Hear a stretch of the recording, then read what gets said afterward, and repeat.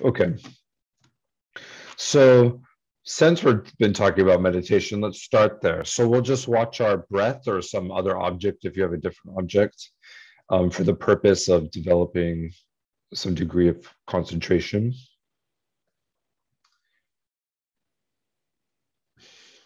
And we'll do that for, let's say, to 15-ish minutes.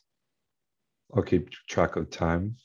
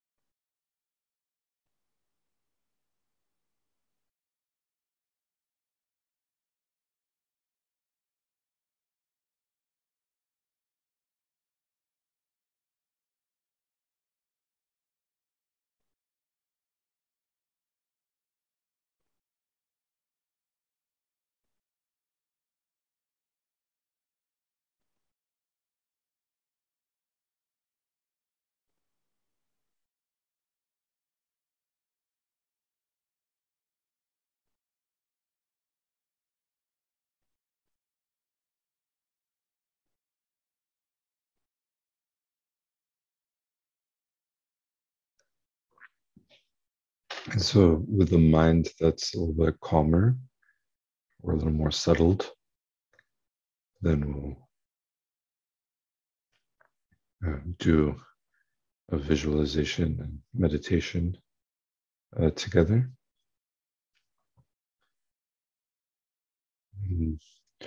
So imagine to the right of you, um, your father in the lineage of men that contributed to your existence.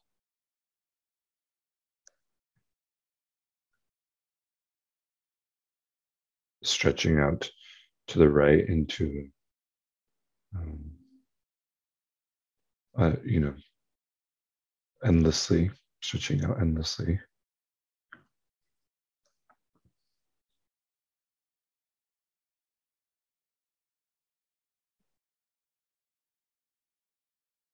And then to your left, your mother and the women that have contributed to your existence, stretching out endlessly.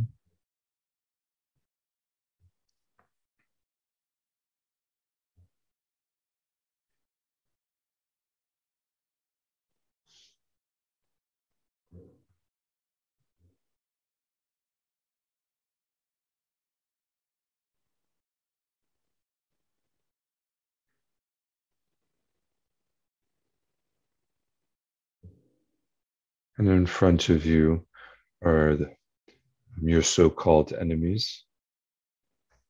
So the people for whom you have a tendency towards rejecting or difficulty or anger.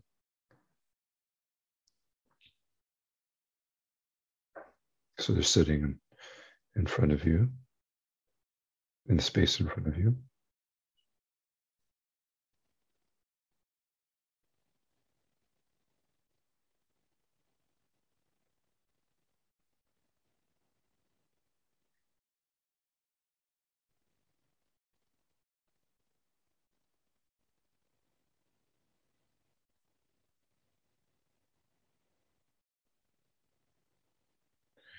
And in the space behind you are the people for whom you have a clinging attachment.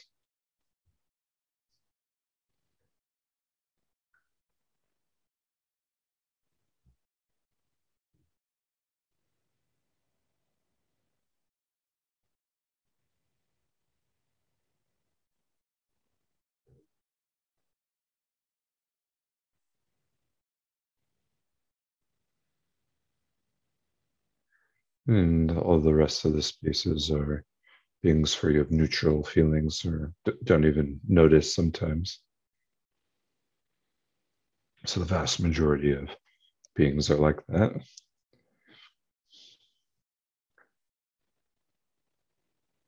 And stretching out directly behind you endlessly is the continuity of your lives. And all these beings are in the form of humans, seated on cushions.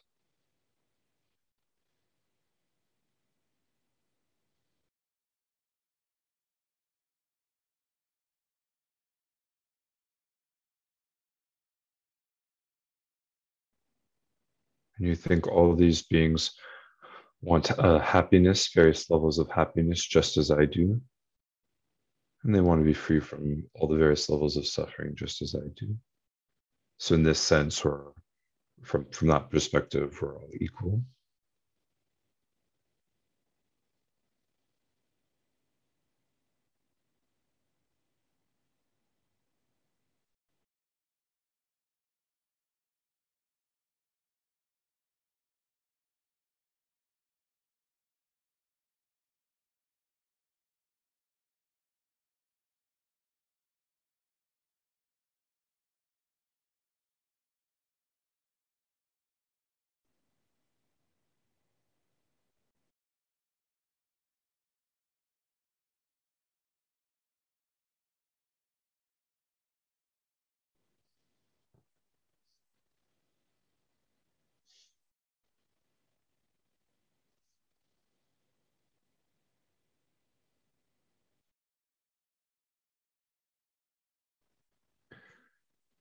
Then imagine in the space in front of you of Buddhas and Bodhisattvas is seated on thrones made of light, so brilliant and real. So what do I think of? I think almost maybe kind of like a hologram or something like that, like a light and through 3D and in motion. So not just like a 2D image, but something real.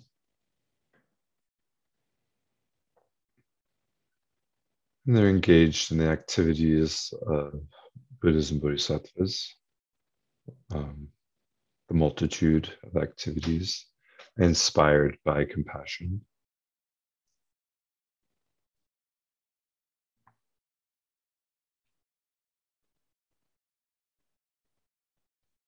And you think if I don't change my habits of body, speech, and mind, then I will suffer endlessly.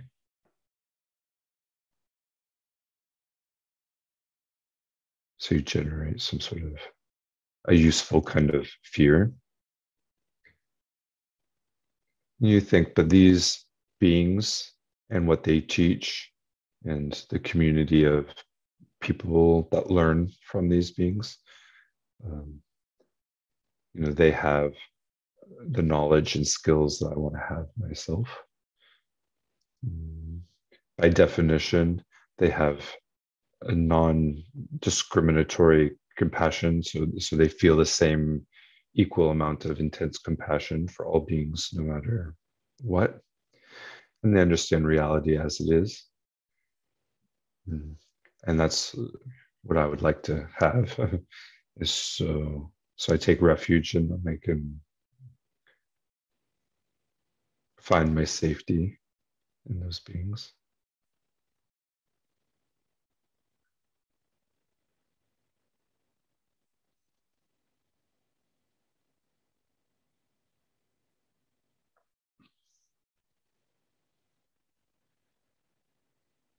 And so that kind of trust or faith or friendliness, even to these beings, then we could do the refuge prayer.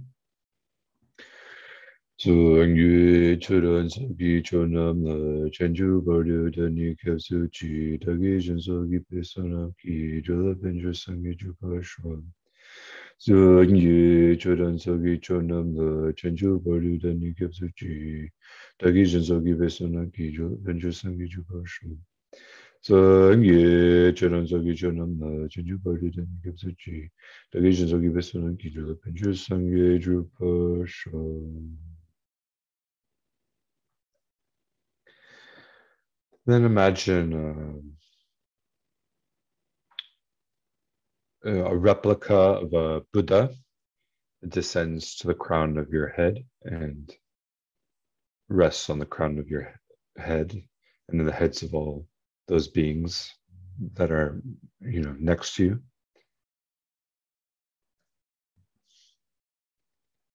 And you think,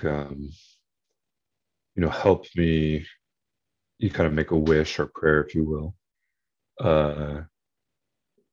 Help me be able to reflect on the next set of meditation topics. So we're going to do the meditation topics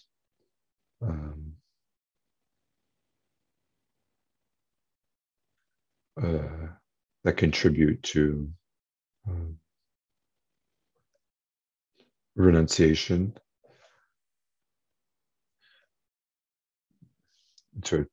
Anyway, I'll explain. You imagine that Buddha figure is inseparable from your main teachers. They have different aspects, but are the same compassionate and wise essence.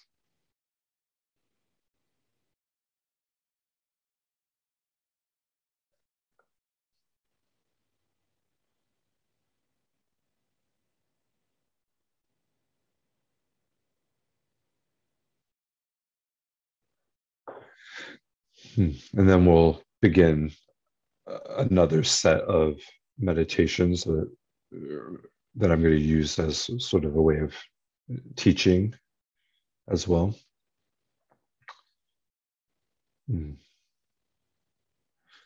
So when you're ready, you can refresh the image around you.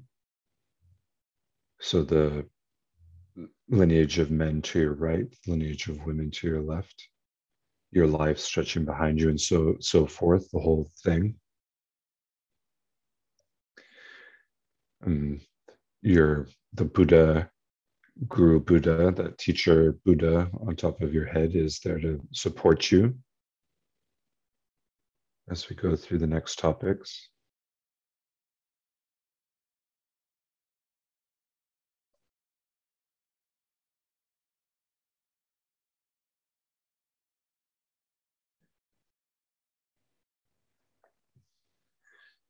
We're doing some beginning thoughts and meditations that contribute to the idea of renunciation.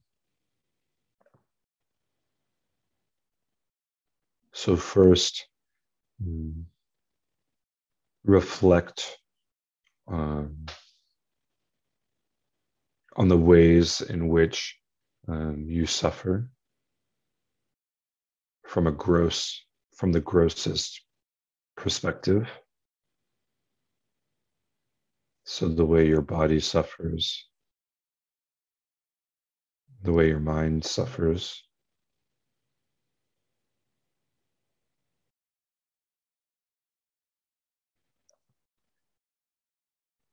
and you're just trying to gain a felt understanding, so an understanding also connected with emotion of how unsatisfying ordinary existence can be.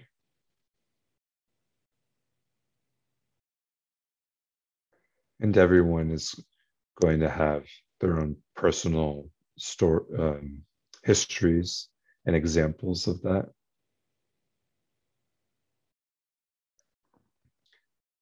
And I would try and think of things that you can tolerate in the moment. So if you have a particularly traumatic memory or event, then that doesn't need to be what you use if you don't think that. If it's too much, you can use different ideas.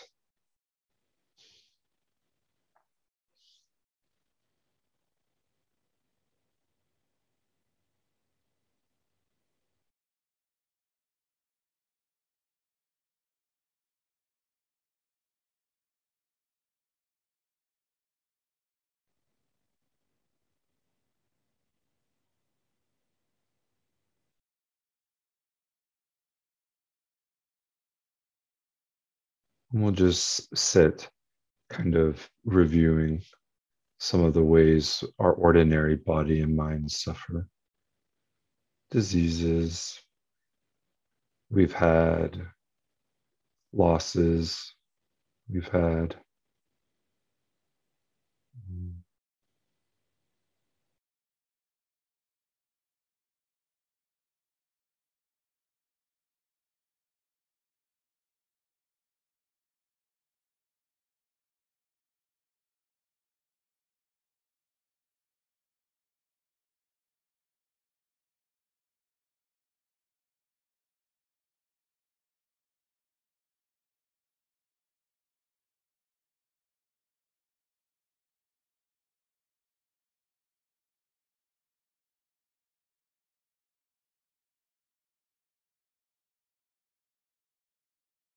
Regrets we've had, things we've witnessed or heard about.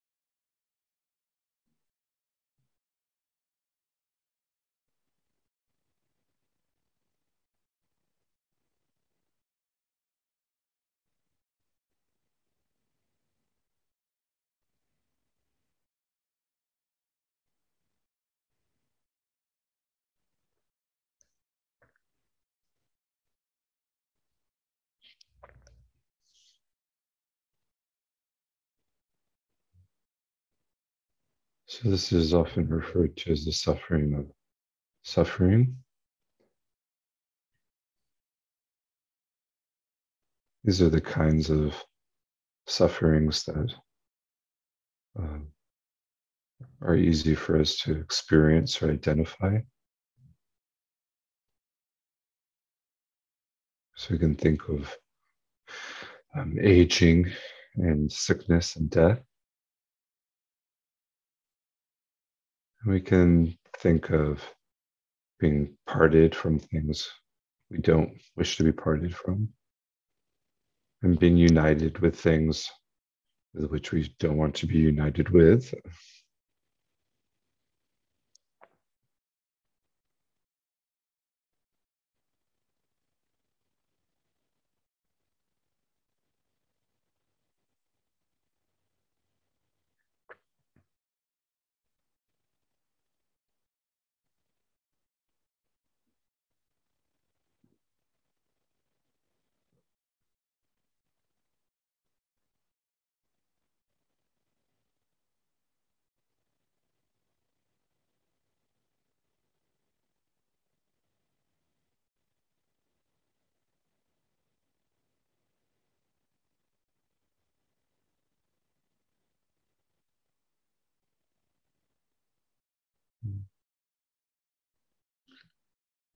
And then we can shift gears to think about the suffering of change.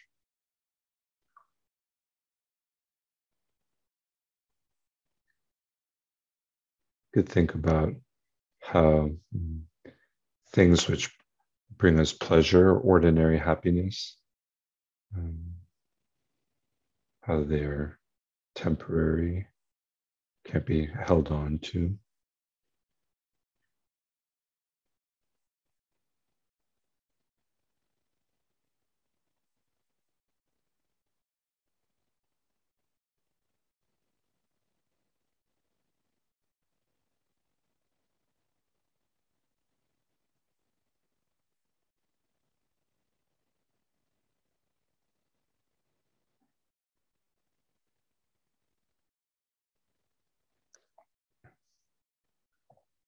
We can think of the idea of that which we label pleasure from one perspective is actually satisfaction, dissatisfaction that's so subtle that we don't notice it. So a common example is between being too hot and too cold. So when perhaps I'm pleasantly cool,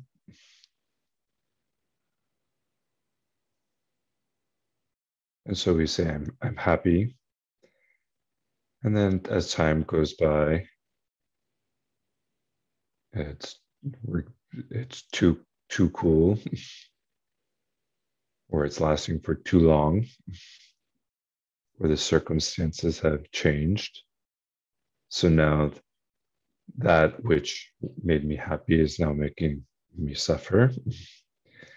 So I move into the heat, and that feels like pleasure because I'm no longer too cool. But at that exact moment, I'm becoming too warm. It's imperceptibly, it's too warm for too long.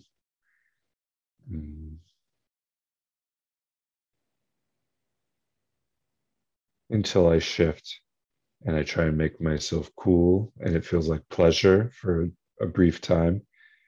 But actually, it's the suffering of being too cold growing imperceptibly. We're just exchanging one suffering for another suffering. So you can see this with people on the beach is a really good example of people in the ocean, out of the ocean, laying in the sun, in the ocean, out of the ocean in the sun. So at the moment of changing sufferings, it feels like we call it pleasure. but one could argue it's very subtle dissatisfaction growing, just exchanging one dissatisfaction for another over and over and over, attempting to keep some sort of balance.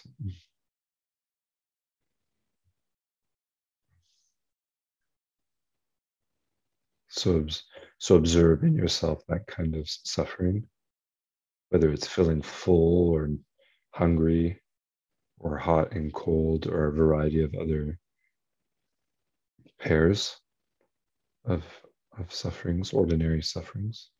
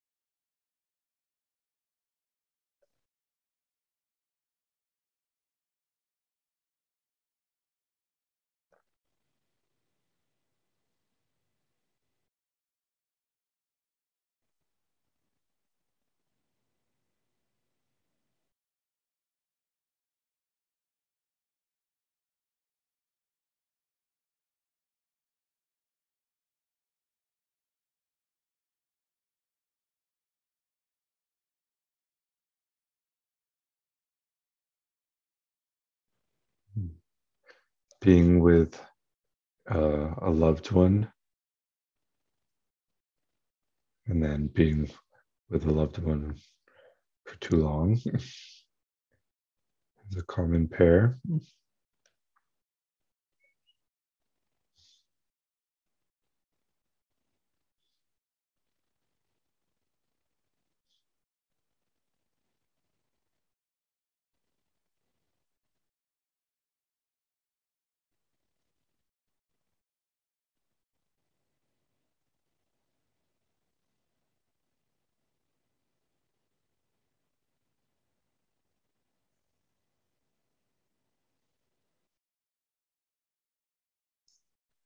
Not having enough free time and having too much free time.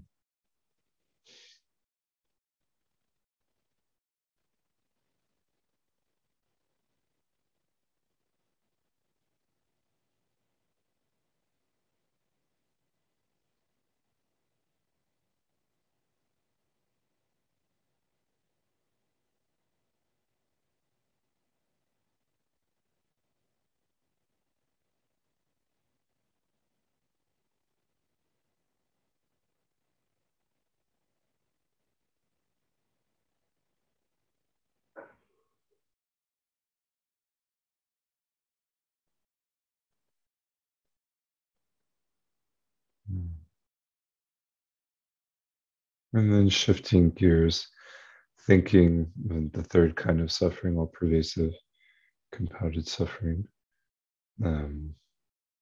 So thinking of the process of samsara as articulated in the Buddhist worldview. So thinking the suffering that arises when we actively misapprehend reality.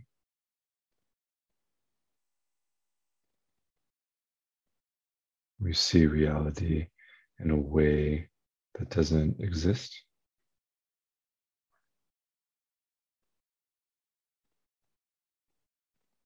And then we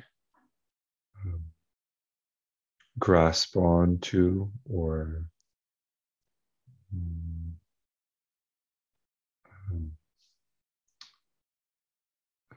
grasp onto or I can't think of the word, but we sort of believe in what we see. The misapprehension, we believe in the misapprehension, so we grasp onto, which causes the delusions in the mind to arise, like hatred or attachment or ignorance, which causes us to engage in volitional action or karmas, powerful enough to throw us into another life.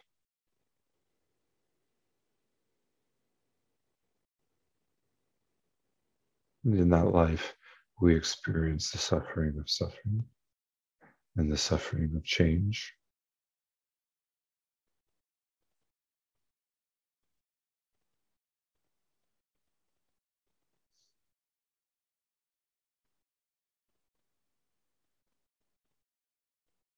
And so we're on a kind of endless cycle of from the Buddhist worldview of experiencing the various kinds of suffering.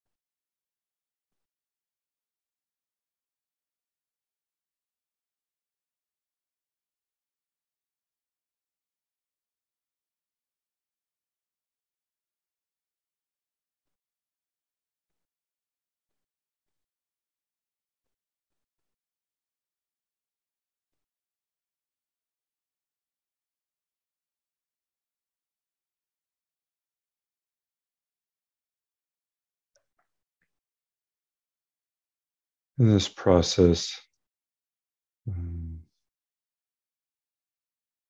repeats itself, even if a relative, the relative nature of the suffering is different, depending on in the traditional Buddhist cosmology.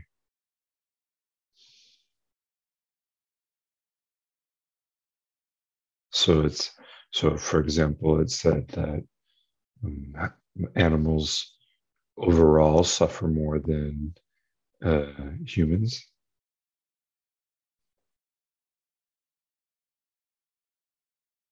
But they also are part of that cycle of samsara. And the God realms are said to have, much less suffering than a human, but they also repeat through that cycle. And we move up and down those different realms according to this worldview, up and down from very intense suffering to relatively mild suffering. But the cycle of being thrown into lifetimes continues. So up and down, up and down, up and down, up and down, up and down.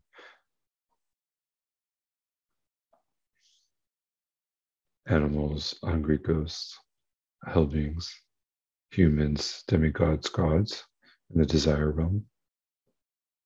up and down. So just imagine you going up and down endlessly,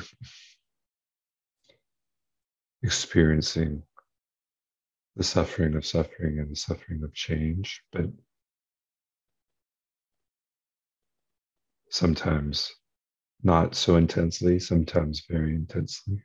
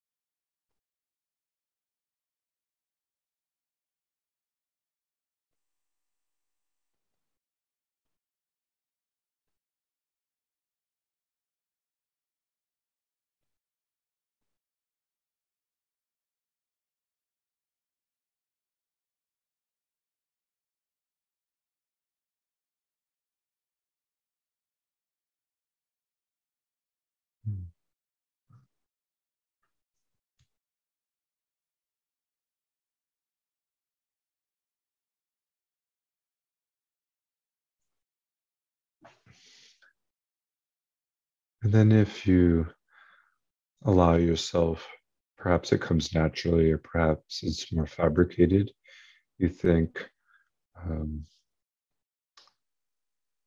I'd be willing to get off of this up and down cycle.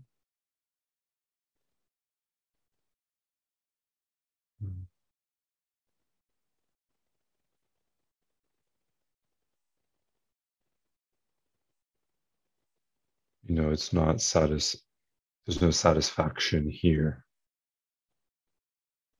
Even the pleasure we have is just satisfaction, dissatisfaction. Mm.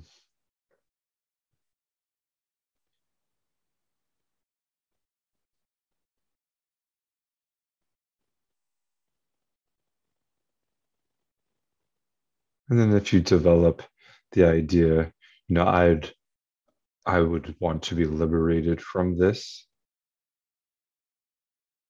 And if that idea arises in you, um, you know, I want an alternative to this. If that arises, then just hold on to that feeling as if you were watching your breath. And that becomes a new object of concentration, and you sort of rest in it.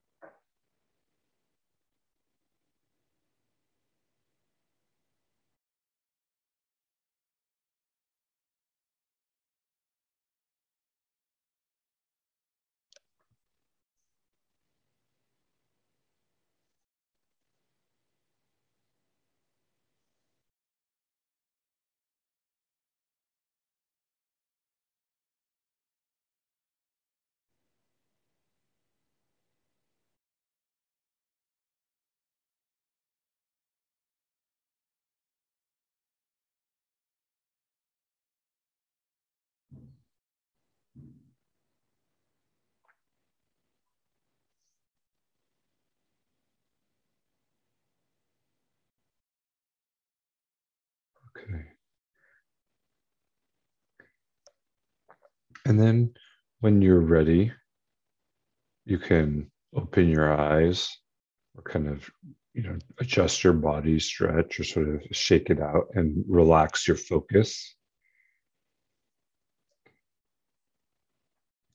And then I'd like to open things up for us to talk about anything that came up, or maybe something wasn't clear. Because it's all about suffering. So I want to make sure I don't just leave people depressed or sad, or my eyes are watering.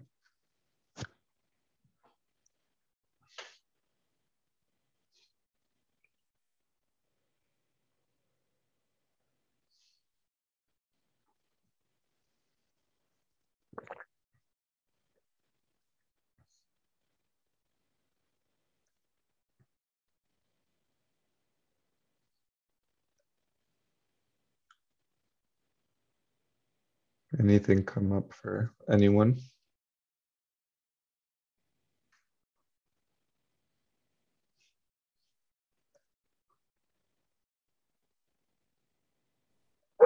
I have questions, but they're not about meditation, so I'll wait until later on. Oh, okay. For the most part,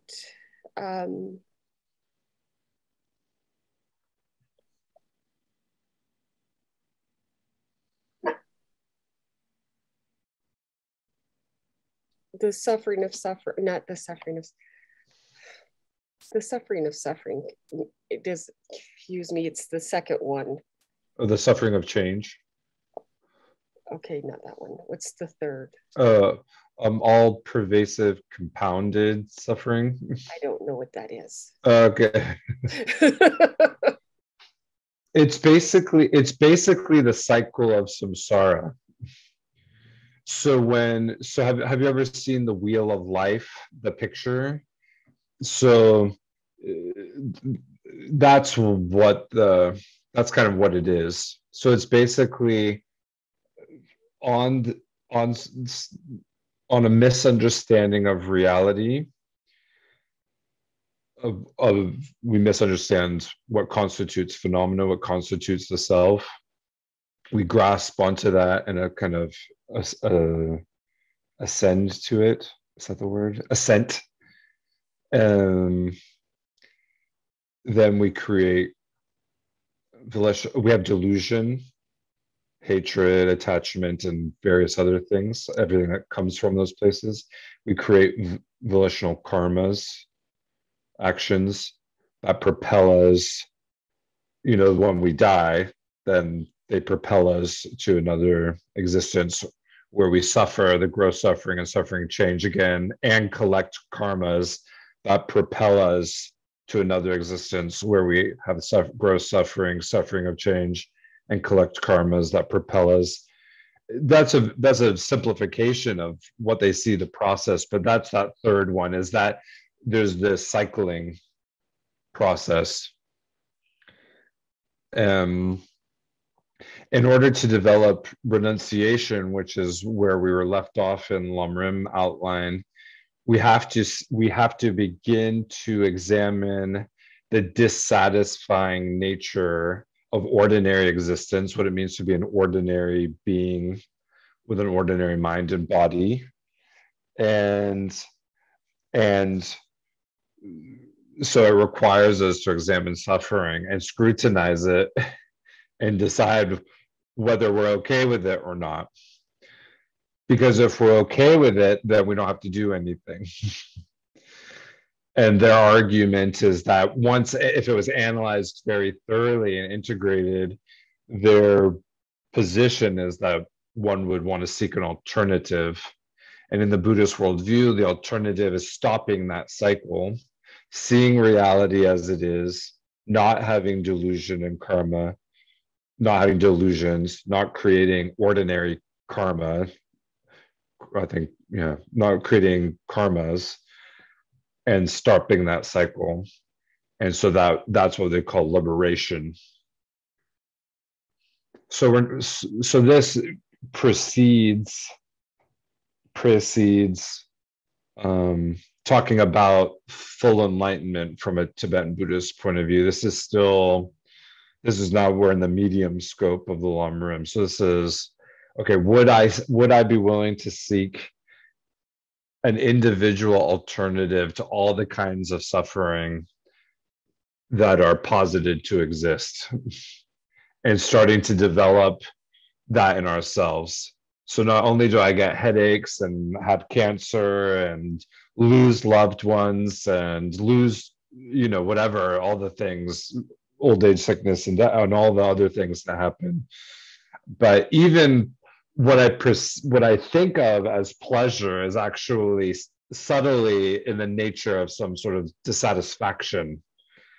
It's not true happiness in the sense of it's not a pure kind of happiness, because they're not things which, when we get more of them, the better we feel. They have a limitation to them, and from a Buddhist perspective, that indicates that they're not really the kind of happiness that we should aim for. They are actually dissatisfying, or there's dukkha is the word. Yeah. So it's a very unpleasant set of meditations. But was that your question, or? Yeah, I think what I've done over the years, I'm a retired police officer. I think over the years, I've kind of conditioned myself to be grateful for what I have. When I come home, there isn't feces on the floor. There aren't needles on the floor. I may not be the best housekeeper, but I'm a little bit better than somebody else, and so for me, I think my life isn't so bad, and that's kind of the way I've conditioned myself. So that's, so there's a tension. Yeah. But what's the tension for you? No, it's not tension. I don't see the suffering because my life is bad. Yeah. Right. Yeah, the relative. Yeah. You're not wrong. I agree with you. You're not wrong. When we compare ourselves to the lower realms, which is the typical, but it doesn't have to be the lower realms. It could just be people, relative human suffering. Yeah. You're absolutely right. Relative to other humans. Yeah. Yes, that kind of relativity exists. It's like, well, I have a place, I have a home, I have food, I have, friends, and and that's all true. And I think from a day-to-day perspective, this is me riffing a little bit. I think from lamrim, from a day-to-day perspective, that gratitude, that sense of relative suffering, I think helps us, have a good day and survive and count our blessings, and is good for psychological well-being and stuff. But from a Buddhist perspective, there's theoretically beings that have more bliss, have much of a better time than even we do. And so what does that mean? In a sense, it's illusory that because we go up and we go down. So from the Buddhist worldview, we become the richest people in the world, and then we become the most destitute, and we go up and we go down and we go up and we go down. That's the worldview. And so when we take a snapshot in time, yes, we can say one has more suffering than we might be able to defend that position, that relative position. But when we look at the course of going up and down over a longer time scale, then they cease to be different. You can't distinguish between them because they suffer at some points, and they suffer more at some points and suffer less at other points, and they could go up and down. And so to me, this is just my personal idea, it's both. We need that sense of gratitude and well-being because it helps us get through our lives, right? But from the Buddhist perspective, stretched over a much longer period of time, then they would say, well, you're just suffering and it goes up and down and you can't rely on it anyway. And would you rather have something you could rely on, which we're calling nirvana / liberation, and later down the lamrim, then we talk about enlightenment, full enlightenment, in contrast with nirvana. They would say, they would argue, the Buddha said it's even better that if you knew what nirvana or full enlightenment was like, you wouldn't even want your ordinary existence. They would argue that the Buddha said that nirvana is even better than this whole cycle. It's not worth it to go through this whole cycle. So you're not wrong from my perspective to have the gratitude. It's a matter of scale, I think. But what do you think? Are you convinced, or what do you think? No, that makes more sense. I'm just looking at a few trees instead of the entire forest. So, potentially, yeah. But it is so important for people to see. It's just like it could be a lot worse. So I'm in this moment, I'm doing pretty okay. And then yes, when we're in a Buddhist context, it's like, but is it good? Is there something transcendent, or is there an alternative, or do I believe that's possible, and how could I get it? So with other thank you. Oh yeah, you're so welcome.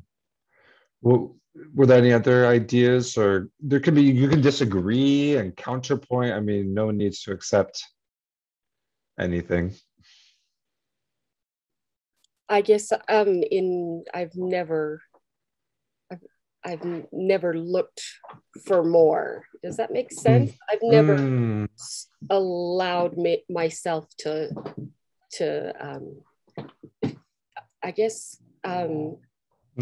search for more or expect more. I'm grateful for what I have. So, yeah, I guess I haven't. I need to meditate on that, because at this point I'm just kind of, I got an okay life, Yes, I'm so glad. and and if I complain that I don't have enough money, well, you know what?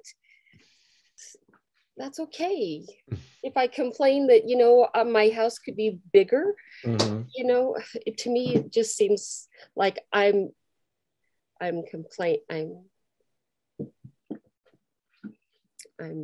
just being petty. Does that make sense? I'm just yeah. There's, I mean, from that day to day, there's something to be said about the value of contentment on a day-to-day perspective, that we can't constantly be seeking more and bigger. There's disadvantages to that. It's like drinking salt water. It could be like attachment, like an extension of attachment, and so we squash it down a little bit and be like, it's not going to make me. I'm not going to be happy. Yeah, that's not going to fix things. But what is interesting from a Buddhist spiritual point of view, it'd be interesting to find texts or descriptions of what nirvana is supposed to feel like, or what enlightenment is supposed to be like, because from a Buddhist context, that will describe the alternative more. And I have to think of a text that I've read. I don't have one at arm's reach, but there'll be sutra, at least sutra descriptions of where where the Buddha gives analogies or metaphors about what nirvana feels like and why it's worth pursuing. But I have to think of what those texts would be. Maybe when Maitreya, no, when a Sangha goes to visit Maitreya. I don't. I would have to think about it. Yeah, potentially, yeah. But my point is, finding those descriptions will provide that alternative, right? You, like, if someone describes, a beautiful country or something, you're like, I want to go there. It's on the basis of some sort of description where we're like, oh, it sounds beautiful, and this is what I would do, this is what it'd be like. And if we're looking for an alternative to ordinary cycles of suffering, then it could be very helpful for someone to describe what the alternative, what would it be like to not have clinging attachment, like neurotic attachment, not ordinary love for people, but clinging. What would it be like to not have hatred, craving for chocolate? Yeah, craving and all the problematic actions. What's the alternative? And so that's that would be an interesting avenue of inquiry. It's like, okay, what are they saying is possible? Not because that proves it, that it's not that it's proof positive, but it's a beginning of an alternative. They're saying you could have no jealousy, you could have no neurotic clinging, you could have no hatred. What would that even be like? So that's a very interesting avenue. Yeah, I'll think about it too, I think. Thank you. Yeah.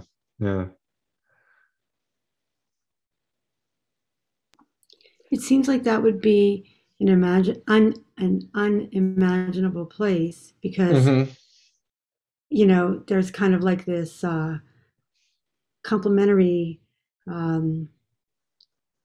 like, can good exist without bad, and can I forget the ones you just mentioned, like without, like, say without jealousy. What is the complement to that? And can you know one without the other? So I don't know what you think about that. Well, I don't know. I think that's very interesting, right? I mean, I'm thinking, like, if the Buddhist way is the middle path, it has to be the middle of something. And so if you only have contentment, or you only have, like, patience, then can you really know what that is without having the kind of like destructive, the undermining kind of complement to that? Or is it kind of like a magnet, where if you break off the south end, then you still get like a south and north? Like, is there always going to be some awareness of, like, the negative experiences, even if we're like, like, Shayla was saying that, like, she's fairly content, she's content, but within that contentment, there might be, like, like for me, it's like I might be content, but, like, the drive-through line was long, and it's like, something really minor like that makes you feel aware of what being, what discontent feels like, or what, somebody steals your parking space as you were just about to go into it, and you have this rage that you would have if you were in a completely different scenario. Like, it feels, it's authentic, right?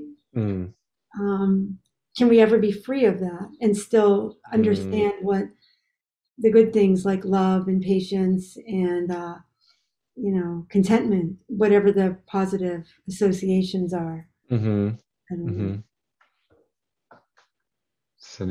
That does make a lot of sense. I think I squashed down a lot of things, and so yeah, there are some issues that go along with that, as far as, like, you know, part of the PTSD that I experience is I don't have a whole lot of emotions. And I think that's because I've shoved so many things down. I don't allow that. I'm controlling each moment. Yeah. I can see how what Barbara was saying is, yeah, there is definitely some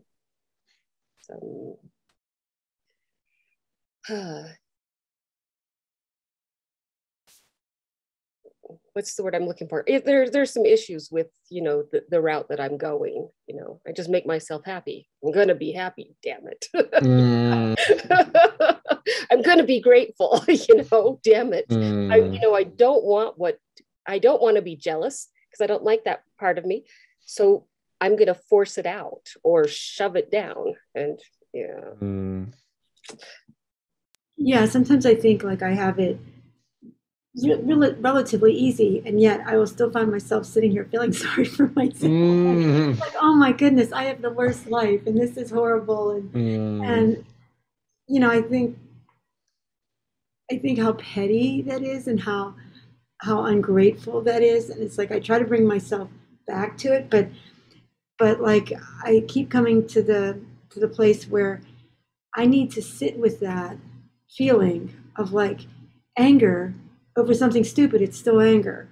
Or, you know, resentment over something ridiculous that nobody else would even bat an eye at. But it's like it feels like resentment to me, and I don't want to like just, isn't that like that's avoiding it, like to try to cast it out, like that's like aversion, like I have to, it's me. It's total avoidance, absolutely. Yeah, but it's still me, you know, like it's like, should I want to kind of, you know, almost like kind of separate, like isolate that part of me so that I don't have to experience it.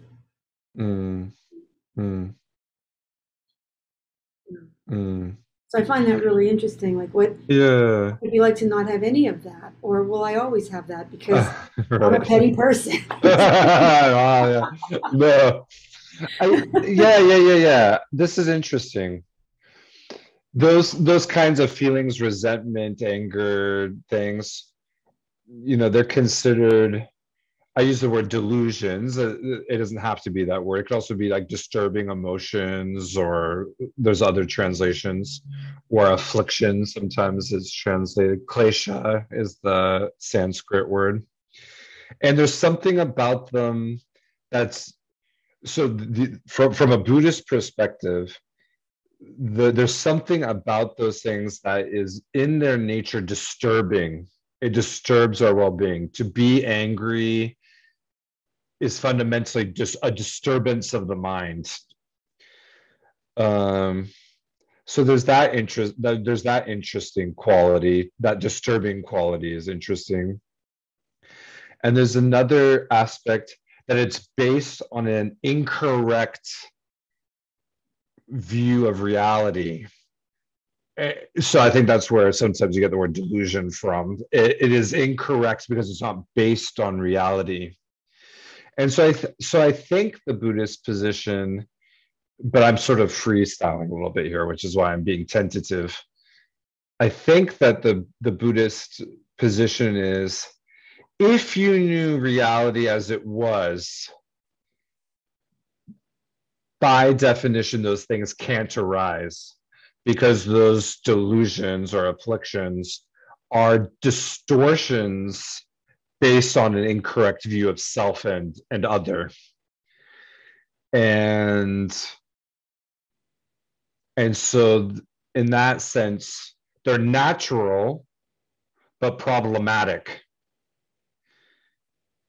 And so it's not necessarily, I don't think that the idea is to, you know, suppress or to violently overthrow or I hold grudges, for example. So it's not that I have to suppress or violently overthrow grudge holding, but to analyze, does grudge holding, is that established on the basis of an incorrect understanding of self and other, how things are ontologically speaking, what constitutes reality?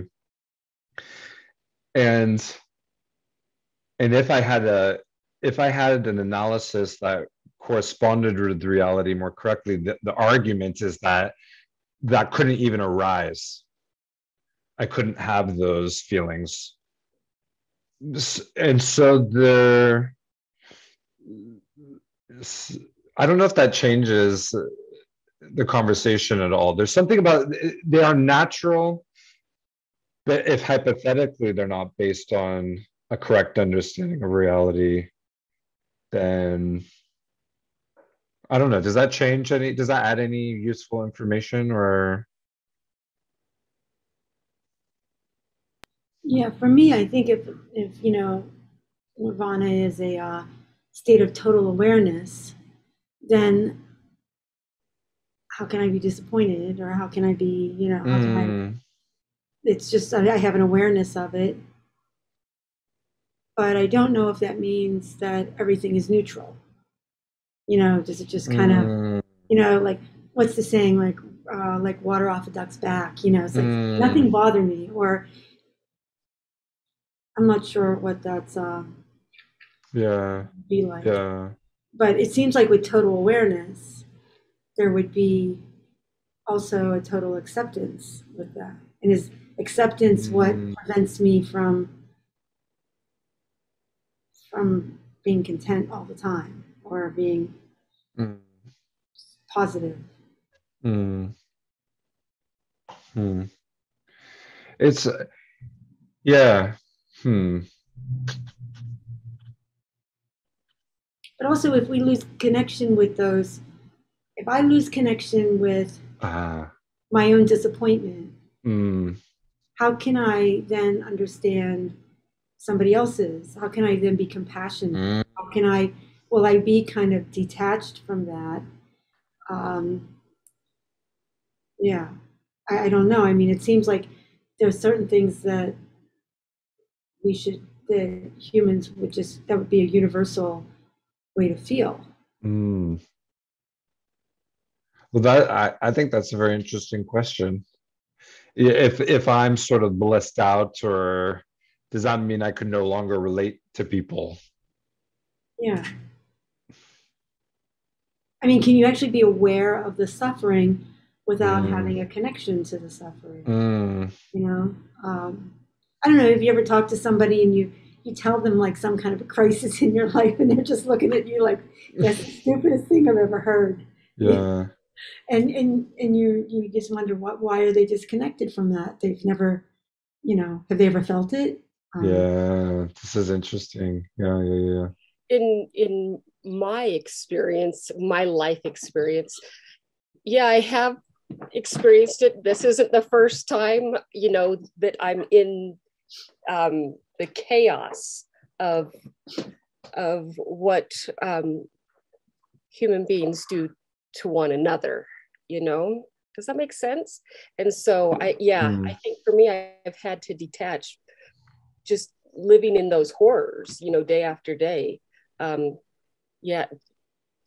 may be your first time that you're experiencing this, but it's not my first time experiencing that, so that whole robotic, turning things off, That's what therapy's for. Yeah. You both raise interesting questions, right? The question is, if we're in a state where we can't experience ordinary emotions or feelings, then does that somehow decrease our ability to have compassion for others? That's one question. Another is, if I don't detach, what's the consequence? I mean, what's the long, in from a day-to-day moment, can I survive being overwhelmed by? This is interesting. We'll have to think about this more, about compassion. there's, compassion has a very specific, so the word that we translate as compassion has a fairly specific definition in Tibetan Buddhism anyway. And it seems like the way I've heard it defined is, the wish for another to be free of suffering and the causes of suffering, as a basic definition. There's probably other definitions, but that's just one I've heard. And that's sort of different than, it's certainly different from sympathy, it's different from pity. And so maybe from, let me think. I mean, can you wish for someone to be free from suffering and its causes and also not experience much suffering yourself? Are those mutually exclusive? Can you have both at the same time? Can I ask, Michael? Yeah. Isn't it sort of the ultimate suffering that we experience is the lack of being totally aware of our Buddha nature, which describes everybody on earth, so that we see that this is what's happening. Everybody wants fulfillment. They actually, on some level, I think we all want to be Buddhas. We want that in the depth of our hearts. And that's where the sort of like all-pervasive suffering comes from. And until I've got a Buddha nature, I can identify pretty clearly that there are folks out there who are, yes, indeed, suffering terribly from lack of material objects. But there are also, everybody is suffering from this lack of divine connection. That's those are the kinds of things that I think about, and that's what we're actually wanting. That is our goal, and until we have that goal, we will feel dissatisfied on some level. That makes sense. Yeah, I think so. It does make sense. I think that from this tradition's perspective, they would say everyone wants happiness and everyone wants to be free of suffering. They want as much happiness as they can, and they want to be free of suffering as much as possible. And they take that as just a given. Then it's figuring out what states or what practices contribute to happiness and suffering. It requires us to define those things. So suffering in this tradition is defined as it's captured in those three kinds of suffering, in those three categories of suffering. Then happiness is happiness is, it can't just be ordinary happiness. It has to be something transcendent. I think they would argue that. They would say the happiness of, they might also have three levels of happiness too. But I'm just thinking aloud. I don't know if I have proof for this. They might say, on one level, it's the happiness of higher rebirths.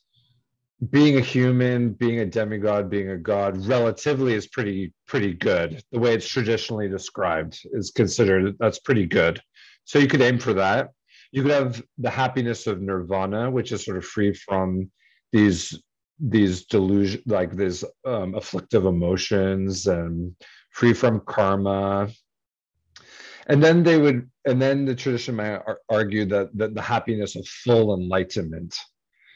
And full enlightenment will be completely free of all the gross and subtle afflictive emotions. It'll be free of karma. It'll be free of the seeds of of ignorance and of, the very subtle seeds of suffering, and it will also be characterized by the ability to understand reality as it is, and non-duality, the ability to respond to people's needs spontaneously from a compassionate motivation, like kind of a purely indiscriminate compassion.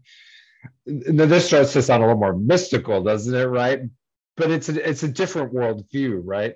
The happiness that you're aiming for is one in which, at the highest level, it's a happiness in which one spontaneously wishes to alleviate the suffering of others and give them all the kinds of different happiness that exist in the universe, from gross happiness to very subtle forms of happiness. And when it comes to Buddha nature, then it depends on how it's being defined.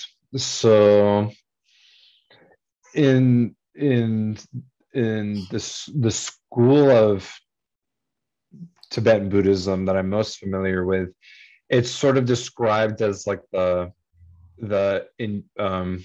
fundamental potential of the mind, of a being, of a mind, is its ability to develop positive qualities limitlessly and eradicate all quote unquote negative or unuseful qualities.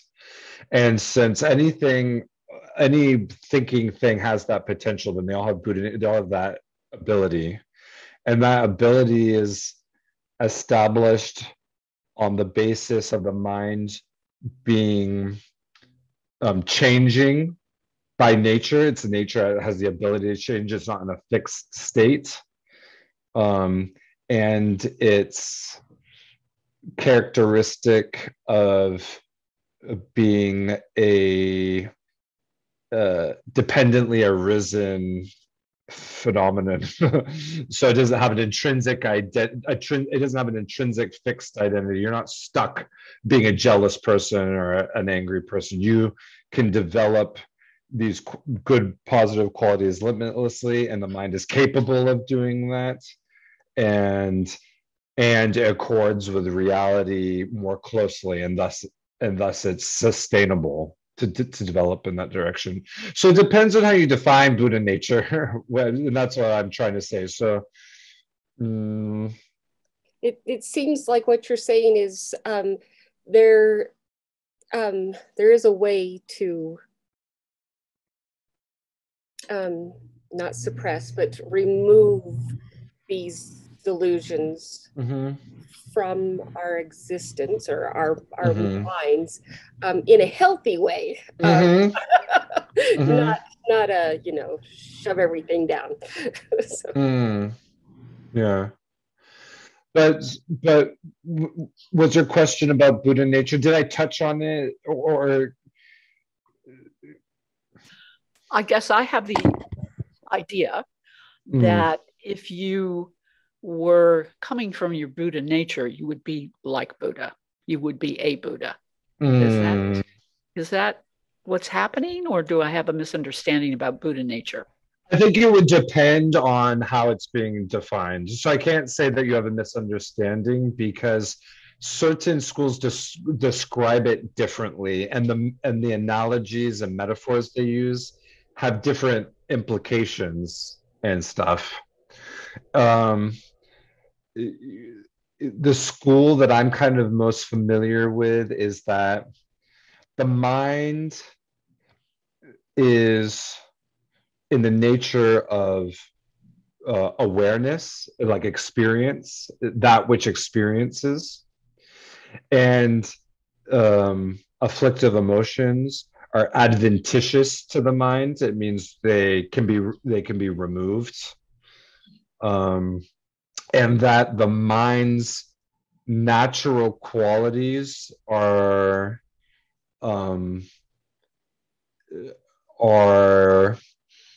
in there. They are aligned with non-hatred, non-attachment, like its natural state, once defilements are removed, is in the nature of well-being and bliss and experience. So and so, yeah, if you're acting from that conception of self, then I think that could be very helpful. I mean, it's a worldview, right? For example, some Western psychologists will say humans are aggressive and they have their id that needs to be managed by the ego and the superego, and that kind of, it's a different worldview where we're sort of fundamentally problematic. And a Buddha nature worldview is, at my core, at my most natural sort of purified state, if you will, I feel good and I want to take care of others, to grossly simplify it. And so, yeah, acting from a place of personal well-being where you feel good and your motivation is to, in that, even though you feel good, to help other people feel good, to remove their suffering or to have them have happiness. I don't know. What do you think? Am I... Yeah, I understand what you're saying, and I find that helpful. And I guess for me, I'm attached to the idea that whenever I come across that pesky person who takes my parking place, I agree with Barbara, and I react. I try to, I don't succeed, but I would like to be able to think, no, that's Buddha.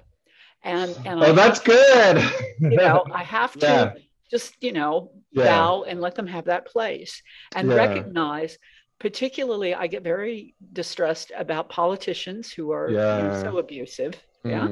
Just, and to counter my anger, I think, okay, this is actually a potential Buddha. That's what you need to look at. They are very, very inelegantly, I'll put it, they're very messed up and they've got a long ways to go, but the essence is there. And that's the thing that can sustain me to channel benign feelings rather than wanting to kill them. So which I think is a good thing for me to do. No, I think what you said makes a lot of sense to me personally. Buddha nature is interesting because sometimes there's the conception that there's like sort of like a little Buddha in everyone, and then sometimes it can raise a sort of philosophical question, which is, is the oak tree present at the same time the acorn is? That would mean the effect is at the same time as the cause, and is that possible?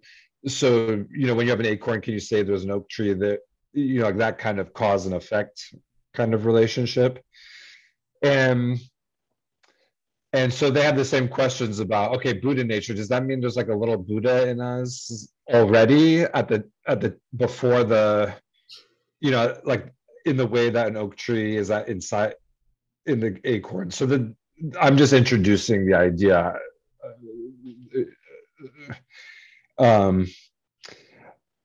But when it's described as a potential, in the way an acorn is a potential oak tree, everything that's there that is needed, given the right conditions, could create an oak tree, then that kind of Buddha nature,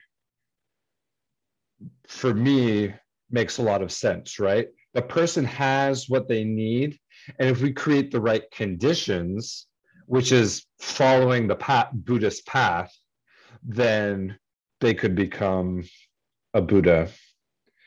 And so this is just very subtle. I don't even know if that's your point necessarily, but the pragmatic aspects of it make a lot of sense to me, which is when you're trying to analyze someone, you're like, you know what? They have what it takes to be a Buddha, so I'm going to let this go. That seems like a very useful technique. And it can be very hard to believe that depending on the person we're trying to analyze. Because from the Buddhist perspective, any being with a mind, given enough time and the right conditions, can become a Buddha. And that includes every political figure, whether it's in your side or not on your side, every historical person who's committed every kind of atrocity, every bug, anything with a mind, given the time and the conditions. And that can be really hard, especially when we've been personally hurt by that potential Buddha. But I hang on to that thought because it sustains me and gives me hope. Beautiful, beautiful, beautiful. And I think it's logically coherent. I mean, it's weird to think of, a evil historical figure or a present day serial killer, and I'm not trying to be tongue in cheek or dismissive of things, but it's the argument in the tradition is because they have a mind and because afflictive emotions are not an intrinsic property of the minds. They are adventitious, and thus they can be removed and cleansed or purified, or whatever word you want to use.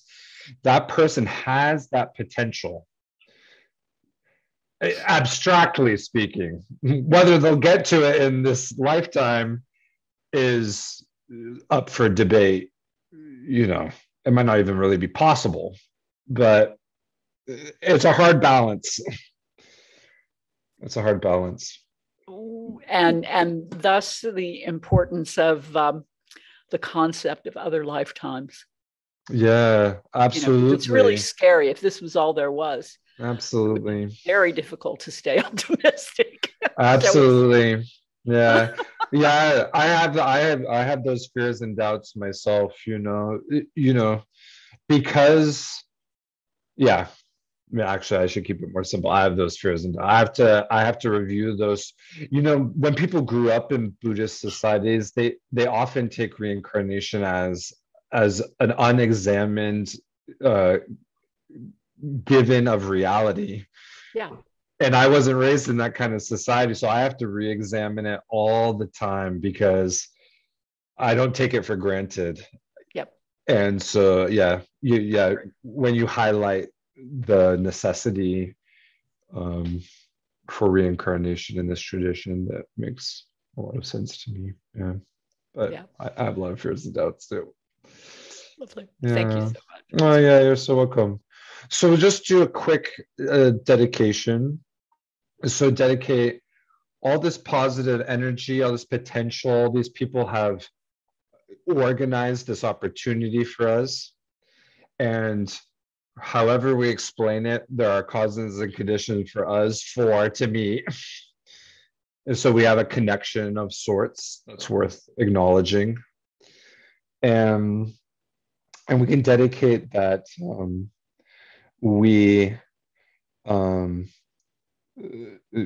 the well-being of our teachers, we follow them to the best of our ability. We find a teacher if we don't have one yet, if we're looking for one. If we identify as Buddhists, then we stay connected to that path. Or if we just have an interest, then we at least have it to draw from.